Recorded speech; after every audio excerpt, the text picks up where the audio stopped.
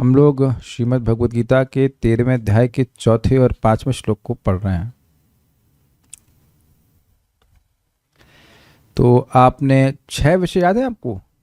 मैं भूल गया। ज्ञान और ज्ञेय, प्रकृति और पुरुष, क्षेत्र और क्षेत्रज्ञ। तो क्षेत्रज्ञ के बारे में हमने सुन लिया और ये भी सुना कि क्षेत्र को जानना, क्षेत्रज्ञ को जानना ये ज्ञान है, ये भी जान लिया। तो ज्ञेय वस्तु क्या हो गए? क्षेत्रज्ञ और क्षेत्र। तो अब क्षेत्र का वर्णन भगवान यहाँ पे करेंगे, कई 7 श्लोकों में करेंगे, लेकिन अब ऐसे सुन लीजिएगा, मेरे पीछे बोलिए। तत्क्षेत्रम यच्च यादृक् च यद विकारी यतश्च यत्। तत्क्षेत्रं यच्च यादृक् च यद् विकारी यतश्च यत्। स च यो यत् प्रभावश्च तत्समासेन मे शृणु। स च यो यत् प्रभावश्च तत्समासेन मे शृणु। तत्क्षेत्रं यच्च यादृक् च यद् विकारी यतश्च यत्। तत्क्षेत्रं यच्च यादृक् च यद् विकारी यतश्च स यत्। च यो यत् प्रभावश्च तत्समासेन मे शृणु। स च यो तत्प्रभावश्च तत्समासेन मे शृणु। बोलिए। यत् तत्क्षेत्रं यच्च यादृक् च यद् विकारी यतश्च यत्। तत्क्षेत्रं यच्च यादृक् च यद् विकारी यतश्च यत्। स च यो यत् प्रभावश्च तत्समासेन मे शृणु। स च यो यत् प्रभावश्च तत्समासेन मे शृणु। भगवान किसी श्लोक को बोलने में अटके नहीं। एक मिनट रुकना, फिर ये भगवान धड़ धड़ बोल रहे हैं यार, क्या।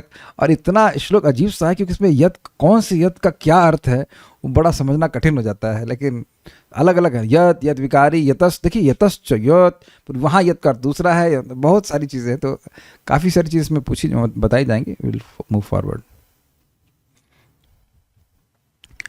अब तुम मुझसे यह सब संक्षेप में सुनो कि कर्म क्षेत्र क्या है, ये किस प्रकार बना है, कॉन्स्टिट्यूएंट्स, इसमें क्या परिवर्तन होते हैं, यह कहाँ से उत्पन्न होता है, इस कर्म क्षेत्र को जानने वाला कौन है और उसके क्या प्रभाव हैं। अन्वय देखिए। तत्क्षेत्रम, वह क्षेत्र, भाई क्षेत्रज्ञ का वर्णन हो गया, तो क्षेत्र क्या है? वह क्षेत्र, यत च, जो है, और यादृक्, जैसा है। लो, क्या है और कैसा है। क्या जब कर रहे हैं आप? इस्कॉन डिवोटी है क्या आप? क्लास सारा जब क्लास में शुरू करते हैं। हमारा आनंद से, हम आपके मामा लगते हैं, चाचा नहीं, मामा से समझना, मजाक का संबंध होता है, मामा जी मान सकते हैं आपको, ठीक है। आपकी मम्मी की तरफ से हमारा संबंध हो रहा है, ठीक है। मम्मी के बड़े भाई तो मामा जी करेंगे ना, मामा जी से विल मेक जोक्स। और यद विकारी, जिन विकारों वाला है। अच्छा ये बताइए, शरीर के विकार जानते हैं आप लोग? शरीर के क्या विकार हैं? 6 विकार क्या है? वृद्धि, अच्छा जन्म से पहले ही वृद्धि। वाह, ये अच्छा उत्तर है। जन्म से पहले वृद्धि हो गई, जन्म तो कराओ। जन्म, उसके बाद वृद्धि, फिर कुछ समय के लिए रहना, फिर वो बाई प्रोडक्ट्स, और अपक्षीयते, आप तो मारने में तो लिए, पहले बढ़ाने में, उसके मारने में, उसके बाद क्षय होता है और फिर लय होता है। तो ये है, इन सब विकार जो है आत्मा में नहीं होते। यतः यतः च, यतः मतलब जिससे, और यत मतलब यस्मात्, अथा जिस कारण से उत्पन्न हुआ है। तो आप समझ सकते हैं कि अर्थ समझ लेना कुछ। शरीर कहाँ से आया है पूछूं तो? पंचतत्व कहाँ, पंचतत्व से कह सकते हैं। ये पंचतत्व कहाँ से आए? प्रधान से। इस तरह से आप अर्थ ले सकते हैं। और किस कारण से? हमारी भोग इच्छा के कारण से। इस तरह से बता रहे हैं। सहच, एवं वह क्षेत्रज्ञ, यह जिस प्रकार स्वरूप वाला है। तो यहाँ क्षेत्रज्ञ दोनों आ जाएंगे, परमात्मा भी और आत्मा दोनों क्षेत्रज्ञ हैं। उसका स्वरूप क्या है उसके बारे में। यत प्रभावश्च, और जिस प्रभाव वाला है। इस क्षेत्र के संबंध में जीव का प्रभाव अलग है और भगवान का प्रभाव अलग है। जीव इस खेत के फल को खा रहा है, सुख दुख को, भगवान केवल व्यवस्था कर रहे हैं। तो उनके प्रभाव को भी बोलने वाला हूं, शृणु, वह तुम श्रवण करो।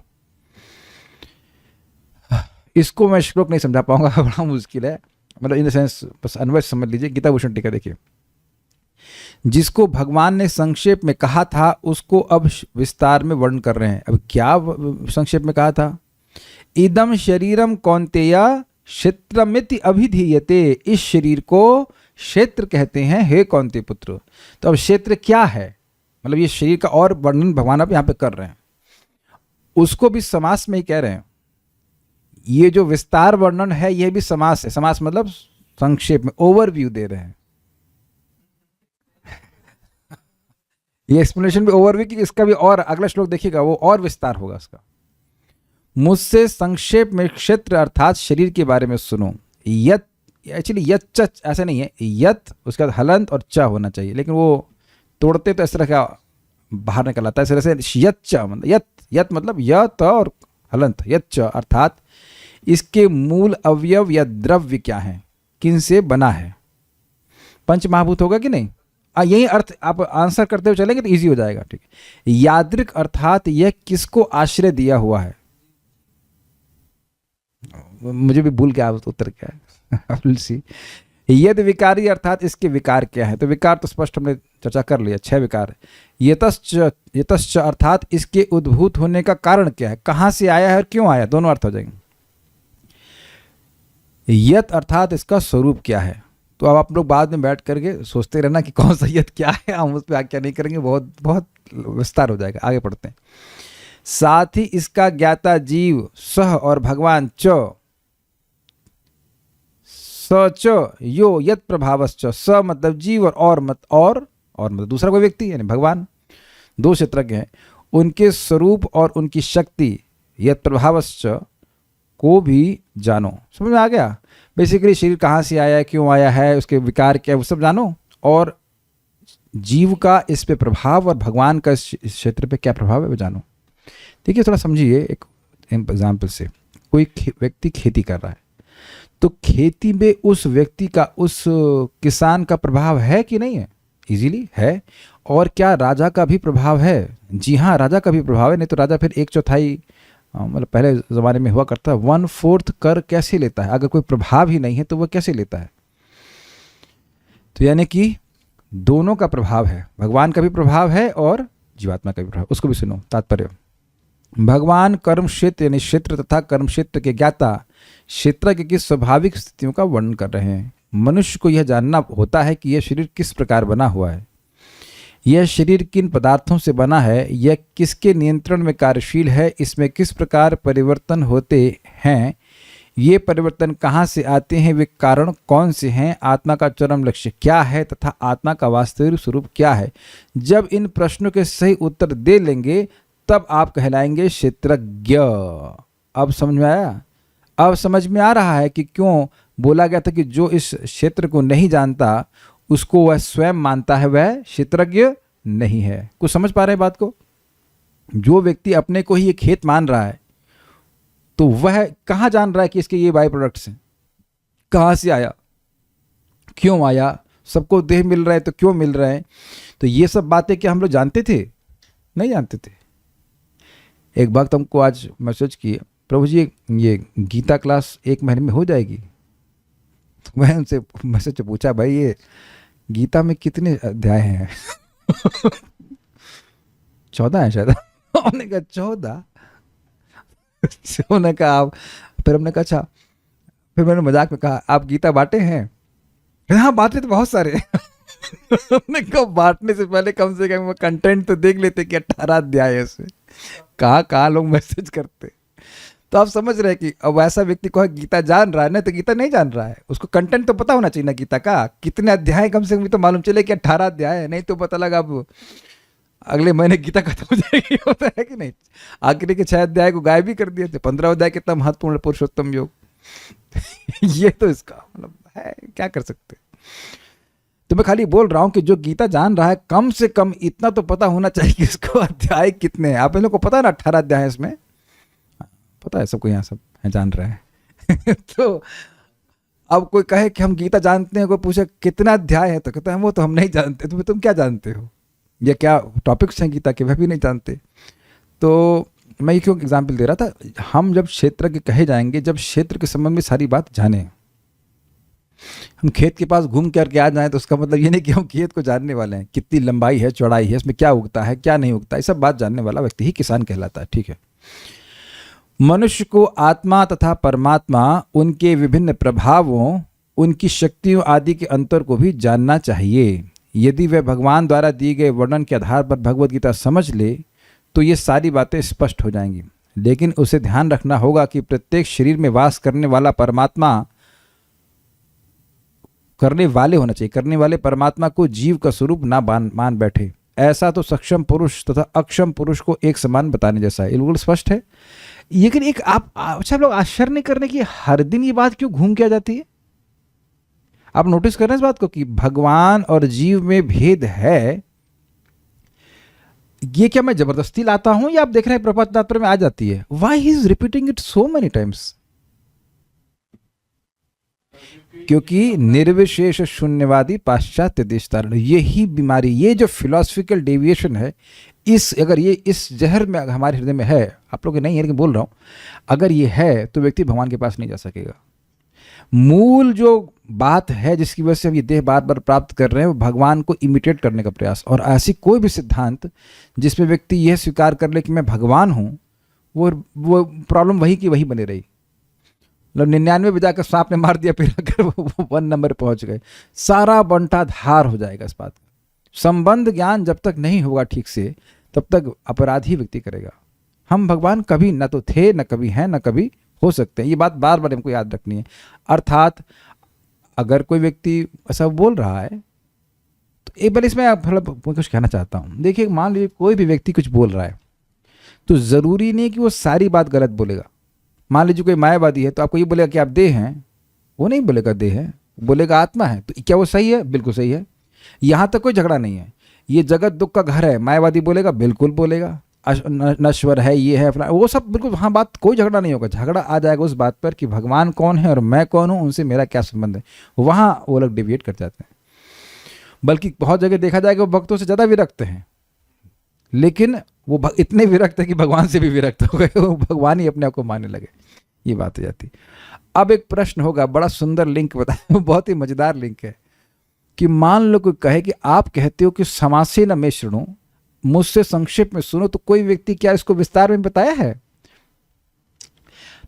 मान लो कोई आप कह रहे हो कि क्षेत्र के बारे में मैं बहुत मतलब समरी में बता रहा हूं, तो अब बताइए कोई भी व्यक्ति आपको ऐसे बोलता है कि मैं आपको समरी में बता रहा हूं, तो आप जरूर पूछेंगे भाई इसका डिटेल वर्णन कहाँ सुनेंगे?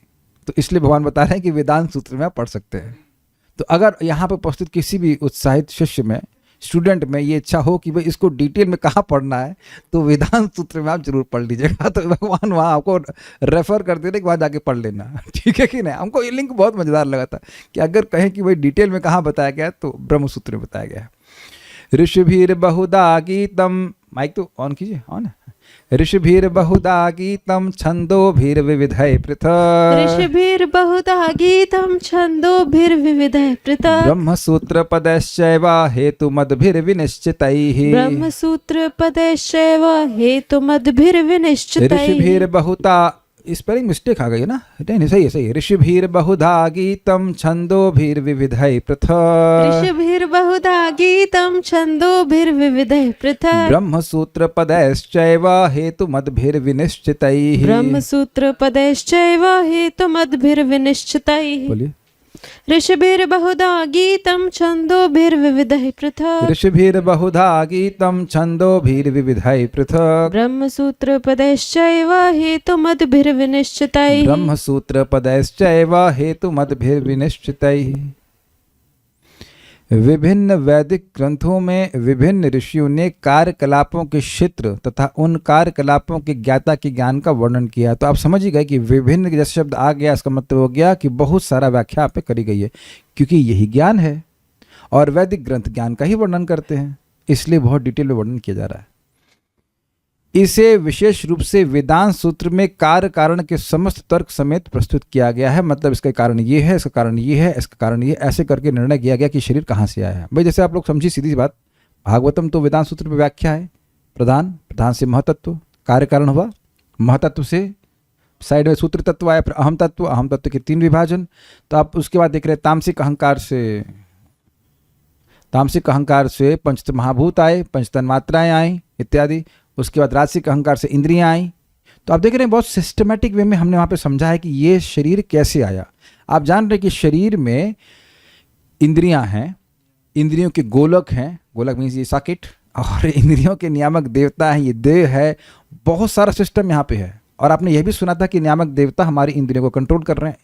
ये पूरा एक साथ जोड़ करके जोड़ेंगे ना इसको पूरा। तो इन सब का वर्णन आपने एटलीस्ट भागवतम में तो सुना ही है ना। तो वहाँ पे कारण दिखता है ना कि मेरी आँख का कारण क्या है, तो ये कारण है, उसमें अग्नि तत्व है और बहुत सारी चीज़ें। तो वहाँ पे इस प्रकार से वर्णन है, वो कहते हैं ऋषि भी ऋषियों के द्वारा बहुधा गीतम विविध प्रकार से वर्णित हुआ है। यही जो टॉपिक मैं आपको संक्षेप में बता रहा हूँ, यही डिटेल में वर्णित हुआ है। विविधाय छंदो भी विभिन्न वेद वाक्यों द्वारा पृथक भाव से हेतु भिद एवं युक्तिपूर्ण विनिश्चित निश्चित सिद्धांत युक्त ब्रह्म सूत्र पतः एवं वेदांत के वाक्य समूह द्वारा भी गीतम यानी कीर्तित हुआ है। गीतम सप्लाई करना पड़ेगा, क्या मतलब हुआ उसको समझ लीजिए। ऋषियों के द्वारा वर्णित हुआ है, और ऐसा नहीं कि ऋषि अपना अपना मेघ मल्हार गाने लगे ये तान ले रहे हैं, दूसरा वो तान ले रहे हैं, ऐसा नहीं है। अलग अलग तरह से जरूर समझा रहे हैं, लेकिन बात छंद की, वेद की ही बता रहे हैं। Is it make sense? ये होता है कि मुनि अपना राग अलग आलापेगा, लेकिन ऐसा नहीं है, ये ऐसा है वैसा नहीं। जो विभिन्न ऋषि हैं उन्होंने ब्रह्म सूत्र के पदों के अनुसार विभिन्न छंदों के अनुसार ही वर्णन किया है। गीता भूषण टीका। आपने कहा कि क्षेत्र और क्षेत्रज्ञ के ज्ञान का को आप संक्षेप में कहेंगे, तो किनके द्वारा इस ज्ञान को विशुद्ध रूप से वर्णन किया गया है? अगर कोई डिटेल में पढ़ना चाहे तो कहाँ पढ़े? तो कहते हैं क्षेत्र के स्वरूप को पराशर आदि ऋषियों के द्वारा विस्तार में वर्णित किया गया है। पराशर मतलब पराशर उनके शिष्य आदि भी इसका वर्णन किए हैं। पराशर हैं व्यासदेव जी के पिताजी।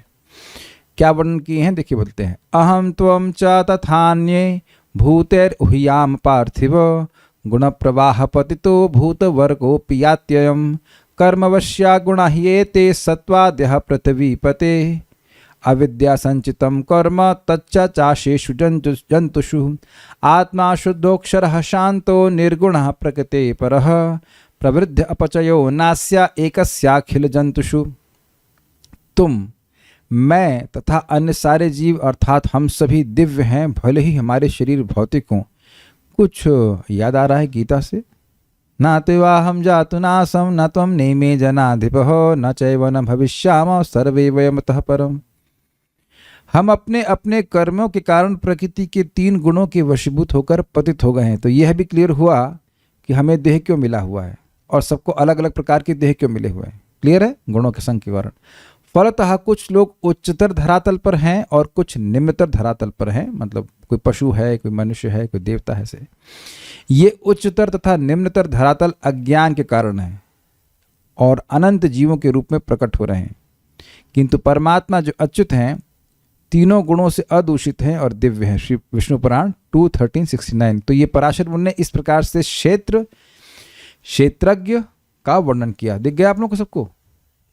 यह श्लोक इसलिए कोट किया जा रहा है कि यहाँ पे क्षेत्र और क्षेत्रज्ञ का वर्णन विष्णु पुराण में भी पराशर मुनि करते हैं। तो विष्णु पुराण हो गए छंद, विभिन्न प्रकार के पद, और उसके बाद ऋषि हो गए पराशर।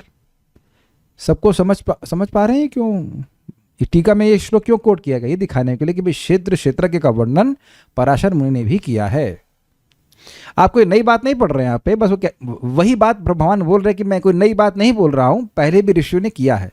पराशर मुनि व्यासदेव जी के पिताजी हैं, तो बाबा भगवान से बड़े हुए कि नहीं? मतलब भगवान, हाँ मतलब एक्सटर्नली स्पीकिंग तो भगवान से पहले अगर बोल दिए ना क्षेत्रज्ञ के बारे में, क्या कठिनाई समझने में? भगवान छोटे हैं ना, अभी नहीं छोटे हैं, भगवान तो बाद में आए ना। तो ठीक है। साथ ही ऋषियों के द्वारा वेदों में कई बार इसका वर्णन आता है। छंदोभीर यजुर्वेद कहता है तस्माद व एतस्माद आत्मन आकाश संभूता। आकाश की उत्पत्ति भगवान से हुई, तैत्तिरीय उपनिषद। तब यह श्लोक क्यों कोट किया? इसमें क्या आया? आकाश का तत्व हमारे शरीर में है कि नहीं है? है ना? मुंह खोलेंगे तो अंदर से बहुत सारा आकाश है, नाक में आकाश है, कान में आकाश, आकाश ही आकाश। तो अब एक एलिमेंट बोला गया, तो एक एलिमेंट कहाँ से आया? आकाश भगवान से आया। तो क्षेत्रज्ञ और क्षेत्र का कुछ वर्णन हुआ कि नहीं हुआ? बस मैं इतना समझाऊंगा कि ये श्लोक बोले क्यों जा रहे हैं, इस क्षेत्र और क्षेत्रज्ञ का ही वर्णन कर रहे हैं। नहीं समझ में आ रहा? हमारे क्षेत्र में, हमारे शरीर में आकाश तत्व है कि नहीं? तो आकाश की सृष्टि कहाँ से हुई? परमात्मा से हुई, भगवान से हुई। तो अब दोनों का कुछ आया कि नहीं आया? क्षेत्र के कॉन्स्टिट्यूएंट्स क्या है भगवान ने बताया नहीं पिछले श्लोक में? इस क्षेत्र के द्रव्य क्या है वह मैं कहूंगा। तो एक द्रव्य का नाम यहाँ पे आ रहा है कि नहीं? आकाश एक, और उसके बाद बाकी भगवान के बारे में बता रही है। आगे श्लोक भी है, एक भी पढ़ा है, आगे पढ़ लीजिए, ठीक है। तैत्तिरीय उपनिषद के जिस भाग की समाप्ति श्लोक में होती है कि ब्रह्म पुच्छम प्रतिष्ठा अर्थात ब्रह्म ही आधार है, तैत्तिरीय उपनिषद 2.5.1 पूरा पढ़ाऊंगा, समझ में आएगा।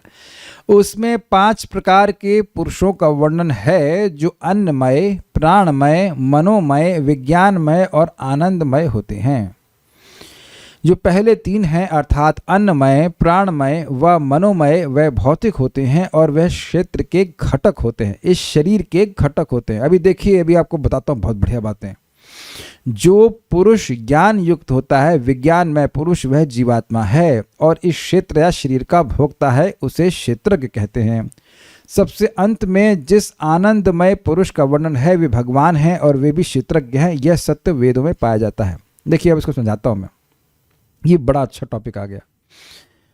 अन्नमय पुरुष कौन है? ये है, ये जो देह दिख रहा है ये अन्नमय है, अन्न से ही बना हुआ है। इसीलिए आपने सुना ना, जैसा खाएंगे अन्न वैसा होगा मन। उसको समझिए कैसे लिंक क्या है। अन्न से हमारा शरीर बनता है और ये एक प्रकार का बैग है। Is it okay? जैसे एक बैग, उसका दूसरा बैग और तीसरा बैग। तो ये जो बैग हमको दिख रहा है हो गया अन्नमय। अब इसके बाद जो सूक्ष्मतर है वो है प्राणमय, जिसे कि हम कई बार मैं समझा रहा हूँ एनर्जी बॉडी इंग्लिश में कहते हैं। एनर्जी बॉडी क्यों कहते हैं? क्योंकि प्राण के द्वारा ही हमारा शरीर क्रियान्वित होता है। जैसे भी मैं सांस छोड़ दूं तो फिर अब कुछ आवाज़ भी नहीं आएगी। अब देख रहे हैं ना, लगातार मैं सांस ले रहा हूं and then I can speak. इससे कोई मुश्किल बात हो रहा है समझने के लिए। सांस लिए बिना हम लोग चल पाएंगे? नहीं चल पाएंगे। तो प्राणिक एनर्जी है जिसके द्वारा हमारा शरीर क्रियान्वित होता है। मौका मिल ही गया तो थोड़ा पढ़ाई देते इस बारे में। हाँ, ये बात, 10 नाड़ियाँ होती है हमारे शरीर में, ये प्राणिक एनर्जी में, बॉडी में। एक लेफ्ट वाली ईड़ा, राइट वाली पिंगला और बीच वाली सुषुम्ना। हाँ, यस यस, अब तो हमारे मौका मिल गया, गीता क्लास में पढ़ा देंगे। यस। और इसके अलावा भी बहुत सारी होती हैं, हम किताब खोलेंगे तो बहुत सारी 10 नाड़ियाँ और होती हैं, 3 मुख्य होती हैं। और इसके अलावा 72,000 नाड़ियाँ होती हैं जो हमारे नाभि के पास में मणिपुर चक्र होता है, वहाँ से ऊपर उठती हैं और पूरे शरीर में फैलती हैं। तो इन नाड़ियों में ही एनर्जी फ्लो करती है, जिसकी वजह से हम कुछ कार्य कर पाते हैं। आपने कभी कभी देखा किसी को पक्षाघात अर्थात पैरालिसिस हो जाता है, तो प्राण के ही डिस्टर्ब होने से होता है। बेसिकली कोई भी बीमारी हो रही है तो वो प्राण के डिस्टर्ब होने से ही हो रही है। तो हमने यहाँ थोड़ा सा प्राणमय के बारे में बात किया। उसके बाद उससे भी सूक्ष्म हो गया मनोमय। तो अब देखिए यहाँ क्या लिखा गया है, तीनों ही क्षेत्र के घटक हैं। हम सोचेंगे ये देह है, लेकिन देह का मतलब सूक्ष्म शरीर भी ना, सूक्ष्म शरीर भी तो देह ही है ना, सूक्ष्म देह है। तो वह सब वो सभी कुछ क्षेत्र में आ जाएगा। Are we also conscious of our subtle body? Yes. मन की इच्छाओं को आप नहीं जानते हैं तो उसमें भी तो विकार आते हैं ना। तो अभी आप देखेंगे सुख दुख संगत ऐसे करके श्लोक अभी आएंगे, तो वो मन में भी तो विकार आ रहे हैं, केवल हमारे स्थूल शरीर में थे ना विकार आ रहे हैं। तो एक बात समझ लीजिएगा, इन तीनों का लिंक है, मन का, प्राण का और शरीर का। जैसे मैं बहुत से भक्तों को बता रहा हूँ, सब लोग अनुभव कर रहे हैं कि सांस को अगर आप गहरी लेते हैं, मान लीजिए ऐसे लेते हैं और उसके बाद आप जप करते हैं, तो बहुत से भक्तों ने बिना कुछ ज़्यादा जाने ये फीडबैक दिया कि हमारा मन कंसंट्रेट हो रहा है। कोई विरोध है किसी का जिसने ट्राई किया है? आई डोंट थिंक कि वो कोई विरोध कर रहे हैं। यानी कि देखिए इमीडिएटली प्राण का और मन का लिंक है। आप कभी देख रहे हैं कि जब हम लोग बहुत शुद्ध होते हैं, मन हमारा शुद्ध होता है, परेशान होते हैं, तो हम जल्दी जल्दी सांस लेने लगते हैं। यस, बहुत बहुत बहुत ज़्यादा इंटरेस्टिंग बात है। चक्कर क्या, ये कभी सिखाया ही नहीं किसी ने, तो हम लोग सोचते हैं सब जो है मनोकल्पना है। आपके सामने भगवत गीता में, एक्चुअली भगवत गीता क्या, उपनिषद की लैंग्वेज है, ये उपनिषद की बात है, आप कैसे काट सकते हैं। और यह भी आप जानते हो कि कोई व्यक्ति अगर बहुत दुखी रहता है, क्रोध में रहता है, परेशान रहता है, तो उसके अन्नमय शरीर में भी रोग आ जाते हैं। ये जानते हैं बात कि नहीं जानते हैं? क्योंकि इन तीनों का आपस में लिंक है इस प्रकार से। अब प्रश्न कर रहे हैं कि क्या नाड़ियाँ प्राण हैं? जी नहीं, प्राण जिन नाड़ियों में बहता है वो है। देखिए यहाँ एक और बात समझिए, नाड़ी का मतलब ये वेंस ने, जो वेंस को हम नाड़ी नहीं कह रहे हैं, ये ग्रॉस है, ये दिखाई पड़ रहा है आपको, ये नहीं बोला जा रहा है। इसमें प्राण नहीं बहता है, is it okay? Nerves are not nadi. नाड़ी जो है वो एनर्जी सेंटर कहलाते हैं, सॉरी एनर्जी चैनल्स कहलाते हैं. ओह, एक व्यक्ति ने हमको यहाँ पे एक नोट भेज दिया. कई योग ग्रंथ 10 नाड़ियों को प्रमुख मानते हैं. इनमें 3 का उल्लेख बार बार होता है, ईड़ा, पिंगला और सुषुम्ना. ये तीनों मेरुदंड से जुड़े हैं. तो ये सब बातें हैं. उसके अलावा भी बहुत सारे, गांधारी बाईं आंख से, हस्ती जिह्वा दाहिनी आंख से, पूषा दाहिनी कान से, यशस्विनी बाहिनी कान से, अलम्बुषा मुख से और कुहू जननांगों से तथा शंखनी गुदा से जुड़ी रहती है. तो मतलब ये सब चीज़ों का सिस्टम है, इसके द्वारा प्राण फ्लो करता है. तो मौका मिला तो हम बता ही दी सब बातें लेकिन ये है, तो ये विज्ञान है, इसलिए इसको स्वीकार कीजिएगा. अब इसके बाद क्या है? विज्ञानमय कोश. विज्ञानमय पुरुष, सॉरी विज्ञानमय पुरुष का मतलब हुआ जीवात्मा जो ज्ञान से युक्त है. और आनंदमय पुरुष, आनंदमय पुरुष हैं भगवान. तो यहाँ पे देखिए, क्षेत्र, क्षेत्रज्ञ, दोनों का वर्णन हो गया कि नहीं? दोनों प्रकार के क्षेत्र हो गए, अन्नमय, प्राणमय और मनोमय. Very good. और विज्ञानमय हो गए आत्मा, जीवात्मा, और आनंदमय हो गए भगवान. तो इसीलिए उनके संबंध में कहते हैं ब्रह्मपुच्छम प्रतिष्ठा. तो ये तैत्तिरीय उपनिषद में इस तरह से वर्णन आता है कि ये जो आनंद है, ये इस आनंदमय ब्रह्म का सुख, ऐसे ब्रह्मपुच्छम प्रतिष्ठा. पुच्छ मतलब होता है पूंछ. तो जो ब्रह्म का सुख है वह इस आनंदमय पुरुष की पूंछ है. ये क्या लैंग्वेज है समझ आ रहा है? जैसे मान लीजिए किसी की कोई गाय की पूंछ पकड़ेंगे तो कहो इसको पूंछ से पकड़ो, मतलब पूंछ से आप आगे बढ़िए. समझ में आया आपको? तो कहने का मतलब ये है कि वास्तविक दिव्य आनंद भगवान की पूंछ है. मतलब जो ब्रह्मानंद है वहां से दिव्य आनंद की अनुभूति होना शुरू होता है. इसलिए कह रहे हैं ब्रह्मपुच्छम प्रतिष्ठा. इतना मोटा मोटा बता रहा हूँ.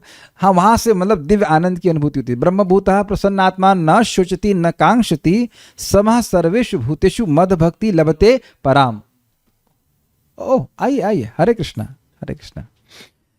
आप समझिए, इस श्लोक से बिल्कुल समझ में आ जाएगा. हम लोग जानते हैं कि भक्ति आनंदमय है. तो अब आप ये प्रश्न करोगे कि आनंद शुरू कहाँ से होता है? तो आनंद की पूंछ कहाँ से है? ब्रह्मभूत अवस्था से, जहां व्यक्ति शोक और आकांक्षा नहीं करता है. संभल के बैठे को बस छूटने लगे, है ना? जब तक व्यक्ति शोक और आकांक्षा कर रहा है कि हाय दैया ये नहीं मिला, तो उसको अभी आनंद भी नहीं मिला. ये बात है. यहाँ पे बड़ा दिक्कत है, मुझे देख ही नहीं रहा है. इससे आप जूम पे आ जाइए लेकिन हमको स्टाइल कहने का बड़ा अच्छा लगा. ब्रह्मपुच्छम प्रतिष्ठा. आनंद भगवान की पूंछ है. मीन्स असली आनंद तो भगवत अनुभूति में होता है. तैत्तिरीय उपनिषद प्रभुपाद जी को जरूर अनुवाद करना चाहते हैं. तैत्तिरीय उपनिषद श्रीपाद रामानुजाचार्य जी को बहुत पसंद था, लेकिन अब उसकी कोई टीका मुझे से प्रमाणिक रूप से नहीं मिली, तो ऐसा कुछ बोल सकता हूँ. है जीवात्मा विज्ञान में कैसे है, कैसे नहीं है? ज्ञान शक्ति किसके पास है? ज्ञान शक्ति किसके पास है? ज्ञान शक्ति क्या होती है? धर्म में धर्म करते हैं. ज्ञान शक्ति है ना. ज्ञान शक्ति का मतलब मैं हूं और अन्यों से अलग हूं, मेरी अवेयरनेस, चेतना तो जीवात्मा ही में होती है ना. तो इसलिए विज्ञान में पुरुष कहते हैं. ठीक है. हाँ, बाकी पूछिए. प्रभु जी, यहाँ पे भगवान तो आनंदमय है ही, पर जीवात्मा को मेंशन क्यों नहीं किया? वो आनंदमय क्वालिटेटिवली. जब तक जीव, देखिए, जब तक जीव भगवान की सेवा नहीं करेगा वह आनंद की अनुभूति नहीं कर सकता. हम लोग हमेशा निर्भर हैं. हम लोग आनंद की अनुभूति कैसे करते हैं? सेवा करके. तो जब तक जीव भगवान की सेवा नहीं करता वह सुख नहीं अनुभव कर सकता. यही तो आप जानते हैं कि ब्रह्मभूत अवस्था में व्यक्ति सत यानी शाश्वत अंश की अनुभूति करता है. कुछ अंश में वह दुख सुख अनुभव करता है कि दुख नहीं हो रहा उसको. न शोचती न कांक्षती. तुम्हारा दुख नहीं है. ये दुख इसी चीज का है ना, शोक और आकांक्षा करने का, वह नहीं है. लेकिन अभी भगवान की सेवा का सुख भी नहीं है. लेकिन वहां से सुख मिलना शुरू हो जाता है, लेकिन भगवान की सेवा का सुख नहीं. जब तक जीव भगवान की सेवा नहीं करता है वह आनंदमय नहीं हो पाता. आनंदमय नहीं हो पाता मतलब आनंद की अनुभूति नहीं कर पाता. है तो आनंदमय, लेकिन आनंद की अनुभूति नहीं कर पाता. डॉर्मेंट है. अब देखिए वो बात तो फिर हम भागवत के इस टॉपिक में चले जाएंगे कि क्या जीव का आनंद लुप्त हो गया. तो वहां शब्द था ना, अविलुप्तावबोधात्मा. इसका आनंद भ्रंश होता तो नहीं है, लेकिन कवर हो जाता है. माया के द्वारा होता है, क्योंकि यह नए न विरुद्धते, जो न्याय के विरुद्ध चलती है। होना नहीं चाहिए लेकिन हो जाता है। आनंद अगर जीव से हटा लिया जाएगा तो फिर तो जीव का स्वरूप ही डिस्टर्ब हो जाएगा ना। लेकिन जिस आनंद की अनुभूति होनी चाहिए वो नहीं हो पाती। जैसे मान लीजिए जीव है, तो जीव में आप बहुत सारी चीज़ अनुभव करते हैं, लेकिन ऊपर कुछ कवरिंग लगा दी जाए तो अब ऐसा नहीं कि हमारी इंद्रियां नहीं है, लेकिन उसके ऊपर कवरिंग हो गई तो हम लोग उसको अनुभूति नहीं कर पा रहे हैं। ठीक है, ये बात है। साथ ही ब्रह्म सूत्र के पदों में भी इसका वर्णन कई बार आया, ब्रह्म सूत्र पदश्चैव। तो देखिए एक बात हुई थी, पहले तो उन्हें बताया कि ऋषियों में से पराशर ऋषि ने कैसे वर्णन करा, फिर उन्होंने वर्णन किया कि छंद अर्थात उपनिषद में कैसे वर्णन हुआ, क्षेत्र और क्षेत्रज्ञ का। अब वह वर्णन करेंगे भगवान जो कहते हैं कि ब्रह्म सूत्र में भी वर्णन है, तो ब्रह्म सूत्र में कैसे वर्णन है वह भी यहाँ पे सीखा जाएगा। I able to follow the commentary. 3 जगह भगवान बताए ना कि विस्तार से वर्णन है, छंदो भी, ऋषि भी, छंदो भी और ब्रह्म सूत्र। तो ऋषियों के द्वारा वर्णन किया पराशर का एग्जाम्पल लेकर के, छंद का उदाहरण दिया उन्हें तैत्तिरीय उपनिषद से। अब वह ब्रह्मसूत्र में वर्णन करें कि ब्रह्मसूत्र में कहाँ ये वर्णन है क्षेत्र और क्षेत्रज्ञ का। ये यहाँ समझ लेंगे तो प्रभुपाद जी का तात्पर्य बहुत ईजी हो जाएगा। साथ ही ब्रह्मसूत्र के पदों में भी इसका वर्णन कई बार हुआ है, ब्रह्मसूत्र पदैश्चैव। न वेद अश्रुते, आकाश का कोई स्रोत नहीं है क्योंकि इसके विपरीत कोई वाक्य नहीं है। 231। अब समझिए ये बात सत्य नहीं है, ये बात सत्य नहीं है, लेकिन ये बात बोल करके इसका खंडन किया जा रहा है वेदांत सूत्र में। नोट देखिए, यह सूत्र एक चर्चा को प्रारंभ करता है कि आकाश का स्रोत कुछ है या नहीं। जैसे कि आप देखेंगे आचार्य लोग कई बार एक प्रश्न उठाते हैं फिर उसका उत्तर देते हैं, अग्रीड। तो उसी तरह से एक प्रश्न उठाया गया, एक चर्चा का विषय है, चर्चा का विषय उठाते हैं व्यासदेव जी की आकाश का कोई स्रोत नहीं है, आकाश की सृष्टि कोई नहीं किया है, फिर उसका खंडन कर देते हैं कि नहीं आकाश के स्रोत भी भगवान हैं। आप जानते हो आकाश कहाँ से आया? तामसिक अहंकार से आया। तो तामसिक अहंकार कहाँ से आया? महतत्व से आया, मूल अहंकार से। अहंकार फिर महतत्व से आया, तो महतत्व कहाँ से आया? भगवान से। प्रधान से आया, तो प्रधान का सृष्टि कौन की है? भगवान की है। तो ऐसे करके है, लेकिन वो एक पॉइंट उठाते थे कि होता क्या है, जब कोई कंट्रोवर्सी होती है तो हमारा मन सोचता है क्या हुआ, और हमारे मन को खींचने के लिए इस प्रकार की कंट्रोवर्सी उठाते हैं। जैसे अभी मैंने कहा था ना कि आप अगर संक्षेप में कहते हो तो विस्तार में कौन कहता है, तो आप सोचेंगे हाँ कौन कहता है। इस तरह का जब प्रश्न उठाएगा, जब कोई कंट्रोवर्सी होती है तो व्यक्ति का मन लगता है। आप मानते हैं इस बात को? गौरांग प्रभु सुंदर समझा रहे थे कि भगवान कृष्ण मथुरा में आए होते और कंस का मन बदल गया था। कुछ भी नहीं, कंस ने आकर उसको, ओ मेरा भांजा कितना प्यारा है, तो आप कभी भागवतम पढ़ते ही नहीं। लेकिन इतना कॉम्प्लिकेटेड सारा कुछ ड्रामेटिक, वो आए और उसके बाद वो सब प्रकाशमान हो गया। अच्छा प्रकाशमान हो गया, अरे सारे गेट खुल गए, अपने आप खुल गए, अच्छा ऐसा। फिर यमुना में अरे बच्चा गिर गया, फिर क्या हुआ? तो ऐसा जब होगा तब जीवात्मा को कुछ अच्छा लगेगा। जो भी न्यूज़ पढ़ने की रुचि रखते हैं, आप न्यूज़ नहीं, आप कंट्रोवर्सी ढूंढते हैं। कुछ कंट्रोवर्शियल हुआ कि नहीं, कुछ सादा हुआ कि पप्पू का या पप्पू के बेटे का 10वीं में 70% आए, तो you will not be interested, who cares about it. लेकिन कुछ विशेष होता है कि बड़ा घोटाला, तो बस वहाँ हमारा मन लगता है। तो इस तरह के प्रश्न वह उठाते हैं बार बार, क्योंकि अब आप लोगों ने जैसे ये पढ़ा तो आप लोगों के मन में कुछ स्पार्क नहीं हुआ है? आकाश का स्रोत नहीं है क्योंकि इस विपरीत कोई वाक्य नहीं। तो सारे जो पंडित हैं वो सब सोच कैसे नहीं है, भागवत में ये वर्णन है, वो वर्णन है। तो ये प्रश्न उठा करके व्यक्ति का मन भगवान में लगाया जा रहा है, कैसे नहीं है। अगर मैं भी बोल दूंगा आकाश का कोई स्रोत नहीं है तो क्या बोलेंगे? नहीं कैसे नहीं है, भगवान है। तो झगड़ा करने में भी तो भगवान में मन लग रहा है कि नहीं। तो इस तरह के झगड़े शास्त्र में उठाए जाते हैं। यह सूत्र एक चर्चा को प्रारंभ करता है कि आकाश का स्रोत कुछ है या नहीं। यह मत प्रस्तुत किया गया है इस सूत्र के द्वारा कि आकाश का कोई स्रोत नहीं है, परंतु बाद के सूत्रों के द्वारा इसका खंडन कर दिया गया है। इस प्रकार के श्लोक क्षेत्र अर्थात शरीर का वर्णन करते हैं। इस पर समझ आ रहा है, आकाश एक घटक है क्षेत्र का, शरीर का, उसका वर्णन हो रहा है कि आत्मा आकाश कहाँ से आया। नात्मा श्रुते है, आत्मा अनादि है क्योंकि शास्त्र में ऐसे प्रमाण हैं। वेदांत सूत्र ये जीव का वर्णन करता है। तो ये सारे श्लोक जो हैं क्षेत्र और क्षेत्रज्ञ आदि का वर्णन करते हैं। परातु तच्छ्रुते है, आत्मा की क्रियाएं भगवान के द्वारा आती हैं क्योंकि इस संबंध में शास्त्र का प्रमाण है। वेदांत सूत्र 2.3.39। अब समझ में आ गया, यह है भगवान रूपी क्षेत्रज्ञ का वर्णन करता है। तो 3 श्लोकों के द्वारा, 3 श्लोकों को उदाहरण देकर के कहा गया कि ब्रह्म सूत्र में भी इस प्रकार से वर्णन है। यह भगवान का वर्णन करता है, बाकी श्लोक स्पष्ट है। तात्पर्य, इस ज्ञान की व्याख्या करने में भगवान कृष्ण सर्वोच्च प्रमाण है। कौन से ज्ञान की? ज्ञान क्या है? क्षेत्रज्ञ। Very good. फिर भी विद्वान तथा प्रामाणिक लोग सदैव पूर्ववर्ती आचार्यों का साक्ष्य प्रस्तुत करते हैं। बड़ी सुंदर बात आज श्रीमान दीनबंधु प्रभु समझा रहे थे कि एक तोषण कृष्ण प्रभु प्रभुपाद जी की भागवतम के कवर को देख के बोले कि जो वैकुंठ आदि का आपने वर्णन किया है, आपने बड़ा, आपका आइडिया बड़ा अच्छा है। तो प्रभुपाद एकदम गुस्से में बोले, this is not my idea, this is शास्त्र, ये मेरा आइडिया नहीं। गुरु जी ने आइडिया बनाया और उधर वैकुंठ सेट कर दिया, उधर गोलोक सेट कर दिया। कभी कभी लोग कहते भी, तुम लोग इस्कॉन वाले कृष्ण को भगवान बना दिया। हमने कहा अरे ऐसा नहीं कि हम लोग पूजा कर रहे तो कृष्ण भगवान हो गए। कृष्ण भगवान हैं इसलिए हम पूजा कर रहे हैं। तो कभी भी कोई इस प्रकार से भगवान के बारे में बात हो रही तो व्यक्ति को शास्त्र का प्रमाण देना, तस्मात् शास्त्रम प्रमाणन्ते, अपने मन से नहीं कहना चाहिए। कृष्ण आत्मा तथा परमात्मा की द्वैतता तथा अद्वैतता संबंधी इस अति विवादपूर्ण विषय की व्याख्या वेदांत नामक शास्त्र का उल्लेख करते हुए कर रहे हैं, जिसे प्रमाण माना जाता है। समझ में आई बात लाइन? आत्मा और परमात्मा का द्वैत है, आत्मा है अणु और परमात्मा है विभु। और अद्वैतता क्या है? आत्मा भी सच्चिदानंद है और भगवान भी सच्चिदानंद है। ये बात है। तो इसका एग्जाम्पल वो ब्रह्मसूत्र दे रहे हैं। सर्वप्रथम वे कहते हैं यह विभिन्न ऋषियों के मतानुसार है। जहाँ तक ऋषियों का संबंध है, श्री कृष्ण के अतिरिक्त व्यासदेव जो वेदांत सूत्र के रचयिता हैं, महान ऋषि हैं, और वेदांत सूत्र में द्वैत की भली भांति व्याख्या हुई है।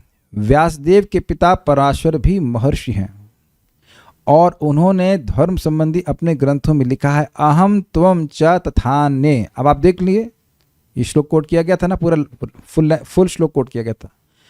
तुम, मैं तथा अन्य सारे जीव अर्थात हम सभी दिव्य हैं, भले ही हमारे शरीर भौतिक हों। हम अपने अपने कर्मों के कारण प्रकृति के तीनों गुणों के वशीभूत होकर पतित हो गए हैं। फलतः कुछ लोग उच्चतर धरातल पर हैं और कुछ निम्नतर धरातल पर हैं। ये उच्चतर तथा निम्नतर धरातल अज्ञान के कारण हैं और अनंत जीवों के रूप में प्रकट हो रहे हैं, किंतु परमात्मा जो अच्युत हैं, तीनों गुणों से अदूषित हैं और दिव्य हैं। अब आप देखिए, प्रभुपाद जी ने यद्यपि संस्कृत को पूरा नहीं रखे हैं, यहाँ पे नहीं रखे ना, नहीं रखे ही नहीं है, नहीं इतने ही रखे, अहम त्वम च तथान्य। लेकिन बलदेव विद्याभूषण की टीका में आपने अभी पढ़ ही लिया था। तो इससे क्या सूचित हुआ? ऋषि भी क्षेत्रज्ञ और तो दोनों प्रकार के क्षेत्रज्ञ का वर्णन करते हैं। I think it's very easy to understand now. इसी प्रकार मूल वेदों में विशेषता कठोपनिषद में आत्मा, परमात्मा तथा शरीर का अंतर बताया गया है। इसके अतिरिक्त अनेक महर्षियों ने इसकी व्याख्या की है, जिनमें पराशर प्रमुख माने जाते हैं। ठीक है। छंदो भी शब्द विभिन्न वैदिक ग्रंथों का सूचक है। उदाहरणार्थ तैत्तिरीय उपनिषद जो यजुर्वेद की एक शाखा है, प्रकृति, जीव तथा भगवान के विषय में वर्णन करती है। जैसा कि पहले कहा जा चुका है, क्षेत्र का अर्थ कर्म क्षेत्र है। क्षेत्रज्ञ की दो कोटियां हैं, जीवात्मा तथा परम पुरुष। जैसा कि तैत्तिरीय उपनिषद में कहा गया है, ब्रह्म पुच्छम प्रतिष्ठा। मुझे केवल पढ़ना है वह सब। भगवान की शक्ति का प्राकट्य अन्नमय रूप में होता है, जिसका अर्थ है अस्तित्व के लिए भोजन या अन्न पर निर्भरता। यह ब्रह्म की भौतिकतावादी अनुभूति है। अन्न में परम सत्य की अनुभूति करने के पश्चात फिर प्राणमय रूप में मनुष्य सजीव लक्षणों या जीवन रूपों में परम सत्य की अनुभूति करता है। ज्ञानमय रूप से वह अनुभूति सजीव लक्षणों से आगे बढ़कर चिंतन, अनुभव तथा आकांक्षा तक पहुंचती है। तब ब्रह्म की उच्चतर अनुभूति होती है। इसे विज्ञानमय रूप कहते हैं, जिससे जीव के मन तथा जीवन के लक्षणों को जीव से भिन्न समझाता है। अब देखिए भाई, इसको दूसरे एंगल समझाता हूँ। हम लोग अलग अलग चेतना में रहते हैं। पूरे दिन में मैं भोजन नहीं करूंगा तो मैं मर जाऊंगा, ये मैं 9 बजे सोच रहा था। हर दिन मैं सोचता हूँ यार बहुत हो गया अन्न, केवल फ्रूट्स खाएंगे, लेकिन हम ये केवल सोच के रह जाते हैं। जब अन्न आता है तो I have to have this anna, क्योंकि भगवान ने गीता में भी बोला है, अन्नात् भवन्ति भूतानि, जीव अन्न से ही रहते हैं। तो आप देख रहे होंगे कि उस समय चेतना कितनी अन्नमय हो जाती है। मतलब we identify absolutely with the body. फिर वो प्राणमय कुछ कॉन्शियसनेस के बारे में बता रहे हैं कि जिसमें व्यक्ति सोचता है कि मैं जीवित हूँ, व्यक्ति हूँ, मतलब मैं जी रहा हूँ। प्राण से आइडेंटिफाई करता है। और फिर तीसरी कॉन्शियसनेस में मन से, और फिर मन के स्तर पर व्यक्ति खाने के बारे में उतना नहीं सोचता है, वो काव्य लिखता है। बहुत सारे कवि वैज्ञानिक आदि होते हैं, वो भोजन करना भूल जाते हैं। अरे भाई सो ठंडा हो गया, हाँ आ रहा हूँ आ रहा हूँ, कविता लिख रहे हैं बैठ करके। ये जानते हैं आप, वैसे अब्दुल कलाम जी को बोला गया कि आप शादी क्यों नहीं किए, तो कहते भूल गया। अब बताइए, भूल गया मतलब उनकी चेतना वही उसमें विज्ञान में, विज्ञान मैं नहीं बोल रहा हूँ, मैं उसी विज्ञान में और साइंस में फंसी हुई है। कुछ कुछ ऐसे लड़के होते हैं जो पढ़ रहे हैं, अब फिजिक्स पढ़ रहे हैं, केमिस्ट्री पढ़ते पढ़ते पूरा 10 घंटे पढ़ रहे हैं, उनको याद ही नहीं रहता कि क्या खाने का समय हो गया। ऐसा होते हैं आप, हम तो किए ऐसे, आप कभी इतनी पढ़ाई नहीं की। तो अब इससे भी चेतना ऊपर उठती है, तब ब्रह्म की उच्चतर अनुभूति होती है। इसे विज्ञानमय रूप कहते हैं, जिसे जीव के मन तथा जीवन के लक्षणों को जीव से भिन्न समझा जाता है। उसके पश्चात परम अवस्था आती है, जो आनंदमय अर्थात सर्व आनंदमय प्रकृति की अनुभूति है। इस प्रकार से ब्रह्म अनुभूति की 5 अवस्थाएं, जिन्हें ब्रह्म पुच्छम कहा जाता है। इनमें से प्रथम 3 अन्नमय, प्राणमय तथा ज्ञानमय,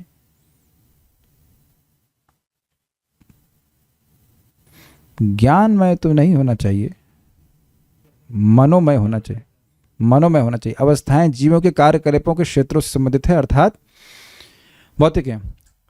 परमेश्वर इन कार्यकलापों के क्षेत्रों से परे है और आनंदमय है। वेदांत सूत्र भी परमेश्वर को आनंदमयोभ्यासात कहकर पुकारता है। भगवान स्वभाव से आनंदमय है। तो अब ये बातें समझ भी रहे होंगे कि बिल्कुल स्पष्ट हो रहा है, वो टीकाओं से बातें आ गई हैं बिल्कुल। अन्नमय, प्राणमय, मनोमय, ये हो गया क्षेत्र। विज्ञानमय और आनंदमय हो गया क्षेत्रज्ञ का वर्णन। अपने दिव्य आनंद को भोगने के लिए वे विज्ञानमय, प्राणमय, ज्ञानमय तथा अन्नमय रूपों में विस्तार करते हैं। ये बात हमको समझ में नहीं आ रही है, लेकिन कुछ है सही। कुछ कार्यकलापों के क्षेत्र में जीव भोक्ता क्षेत्रज्ञ माना जाता है, किंतु आनंदमय उससे भिन्न होता है। इसका अर्थ यह हुआ कि यदि जीव आनंदमय का अनुगमन करने में सुख मानता है तो वह पूर्ण बन जाता है। अब आपके प्रश्न का उत्तर हो गया कि जीव को आनंदमयता का अनुभव तभी होगा जब वह अपने आनंद को भगवान की सेवा में ढूंढेगा। यस,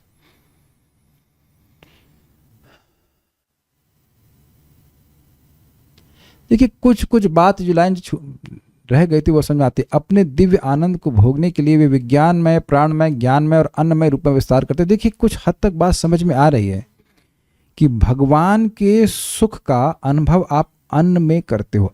कुछ समझ में आया? दाल चावल अच्छा किसको अरहर की दाल और चावल अच्छा लगता है? कौन हमारी पार्टी में है? ओके 1 2 3, हाँ तो आप हाँ ठीक है, ओके आप अभी। तो अब आप बताइए, अरहर की दाल अच्छी लगती है कि नहीं? अच्छी लगती है। तो वो जो सुख है वो कहाँ से आ रहा है? वो भगवान के ही सुख का एक अंश है। अब उससे भी श्रेष्ठ कुछ लोग हैं जो केवल प्राण में कॉन्शियसनेस पे रह जाते हैं, और उससे भी श्रेष्ठ सुख है मन का, और उससे जो श्रेष्ठ सुख है वो है जीवात्मा के रूप में अपनी अनुभूति करने का। लेकिन उससे भी श्रेष्ठ सुख है भगवान की भक्ति के द्वारा भगवान से निकलने वाले आनंद की अनुभूति करना है। ये लेवल हो गए थे। ओके, कहाँ होते हैं हम लोग? क्षेत्र के ज्ञाता क्षेत्र के रूप में परमेश्वर की और उसके अधीन ज्ञाता के रूप में जीव की तथा कार्यकलापों के क्षेत्र की प्रकृति का यह वास्तविक ज्ञान है। ये स्पष्ट समझ में आ गया? परमेश्वर क्षेत्रज्ञ हैं, उनके वो स्वतंत्र हैं, उनके अधीन ज्ञाता जीव है, और कार्यकलापों का क्षेत्र ये शरीर है। वेदांत सूत्र या ब्रह्म सूत्र में इस सत्य की गवेषणा करनी होगी, ढूंढना होगा। मतलब जो संक्षेप में संतुष्ट ना हो वो जाकर वेदांत सूत्र पढ़ सकता है। हाँ, ये न कहना कि हम पढ़ाएंगे, हम ना पढ़ाएंगे, हमने नहीं पढ़ना। यहाँ इसका उल्लेख हुआ है कि ब्रह्म सूत्र के नीति वचन कार्यकरण के अनुसार सुंदर रूप से व्यवस्थित हैं। इनमें से कुछ सूत्र इस प्रकार हैं: न वियद श्रुते, नात्मा श्रुते था परातु तच्छ्रुते। तो ये तो भी इसकी व्याख्या हो गई, ठीक है। लोग सोचते हैं कि मैं हर चीज़ की व्याख्या करूंगा। क्यों हर चीज़ की व्याख्या करूंगा?